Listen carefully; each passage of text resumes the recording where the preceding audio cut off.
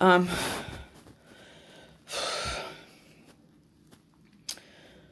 the longevity of my mom's life was cut short by not leukemia, but a cancer in the ovaries that went to the brain, and she did chemo, and I went to her hotel room for me. And she had a lot of people there loving her and talking to her and stuff like that, and she was pretty happy. My sister took her in. She has the farmhouse, and um, they had moved and put a shower downstairs, which was different, way different than what we had.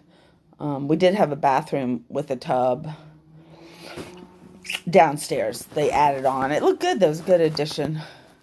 I went out there a few times to see her, and she was always happy to see me.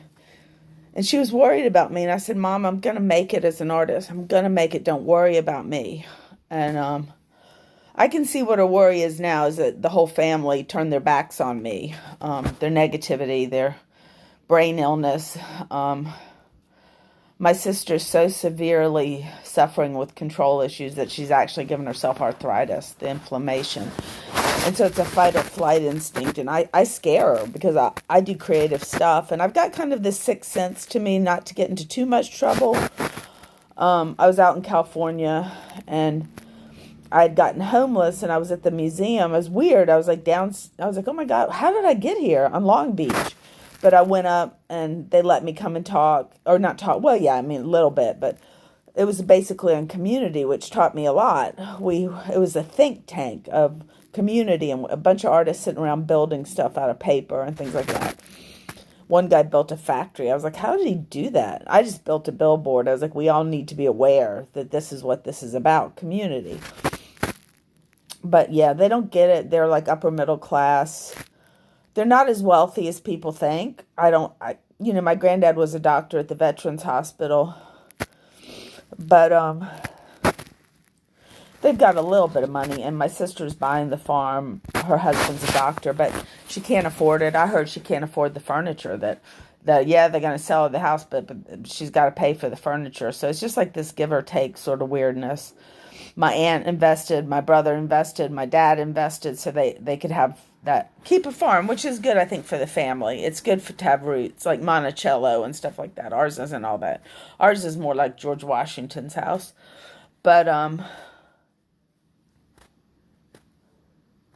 your stuff.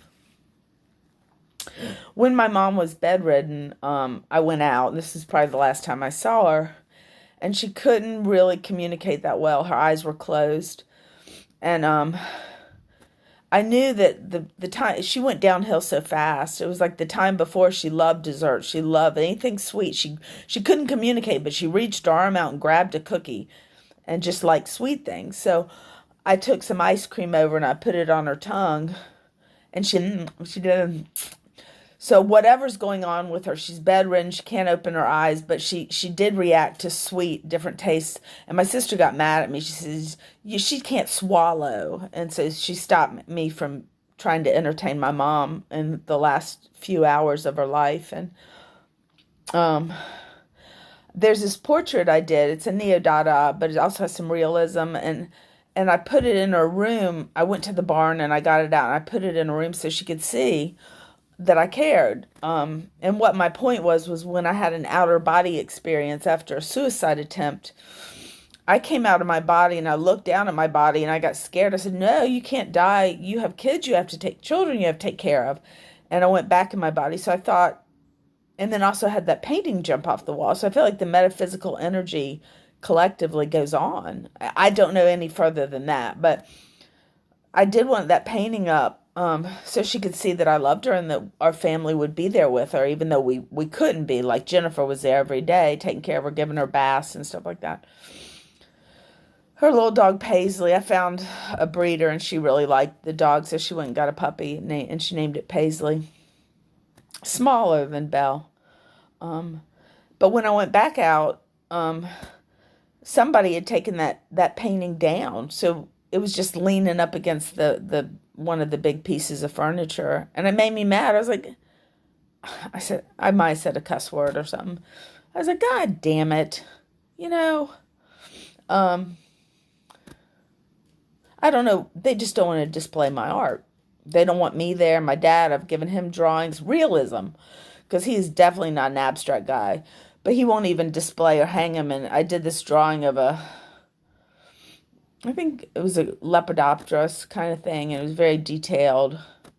He lost it. He just lost it. He didn't know where it is. I did a painting for my aunt that she finally accepted. She had seen it in my car, and it wasn't finished. I didn't have the varnish on it yet, and it was like Venetian blinds. I did them in John Bell's class, started it, and it wasn't ready, but I did write on the back of it, she's my favorite aunt, pretty much. I mean, I love her. She taught me so much about horses, and she was always nice to me.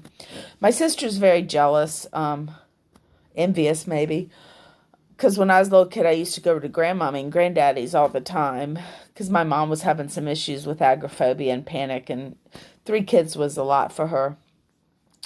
So I feel like my sister might be envious from childhood and her control issues. You know, my dad was super out of control with his temper. He never hit us, but he'd break things. And so I grew up in a household with a bipolar 2 parent that wasn't diagnosed. And of course, there was no diagnosis for my mother. They put her on Valium until she started taking Wellbutrin. And then she couldn't drive anywhere, but now she could. She could get in a car and make it over to Charlottesville. One time I was on food stamps. I was a single mom. And she loved nice restaurants. She said there's this really expensive German restaurant. And we went and sat down with my daughter Hillary. We were just hanging out. And I said, Mom, I don't think they accept food stamps here. And we got up and left because it was very pricey. I wish I could have done more for my mom. I would have sent her to Europe and some stuff that she wanted to do, which my dad got some inheritance, and he never paid alimony because in court I testified against her for abuse, and he was mainly trying to get her so she didn't get part of the farm, so she would sell it, because it was pretty crazy. And I mean, she took my flute and she sold it to get money, but that's neither here nor there. I wasn't really. I became more understanding of her situation, of my dad's problems that partially caused this. My granddaddy always paid his to my dad. I know he helped financially with our family to get us through. Dad just couldn't. He'd get so emotional and crazy and out of the, in situations. Like I was at Hillary's and I'd taken some kids from Creighton up there and he screamed. And then he ended up, once he got accustomed, and he was smiling at the baby. Karan is his name. I haven't seen them for a few months. But my sister's lonely, and then she got an apartment in Lynchburg. She didn't want her kids going to school in Buckingham. I like Buckingham. I have no problem with anybody there except my sister. And she's in the wrong place. She needs to be in Charlottesville in a mansion, and then she'll have company from other people that are in the same situation as her and how they feel. He's a doctor. I'm sure she'll meet doctors' wives and have much more social. I think she needs social interaction, and she doesn't want it to be with me. She cuts me out everywhere she can. And they have for a long time. I mean, this is not new. My brother and my sister were both jealous and envious. And my mom would say, well, Grandmommy spoils you. And basically, she's just loving me. She never got mad at me. Granddaddy never got mad at me. He'd read to me. So even though their behaviors are not accredited to truth, which my son says something that I screamed and lost my temper, it's probably just because of that painting. But Jennifer just doesn't get it. I mean, she doesn't believe me. But I wanted that painting there for my mom because I do love my mom. So there you have it. It's just situational, and I want to pull my kids back on my side. They're so divided right now because Jennifer has so much money and I'm so poor. I'm on food stamps. My youngest daughter works a pretty good job waitressing. I drove her everywhere. I did stuff for her. I let them take my car to the beach. And now all of a sudden it's just awful that I would take any of Jerry's Social Security to live. And I can tell you from knowing Jerry, and even though he's an alcoholic, he did have a good heart. And they didn't even ask him. And they just took all the money and left me homeless. And Dave Goodwin's doesn't want to get any kind. He's been up for 2 nights. He's hypomanic, but Georgia doesn't want to see it. He just, yes, poor thing. Housing crisis line. That's a joke. Call it. See if they find you housing.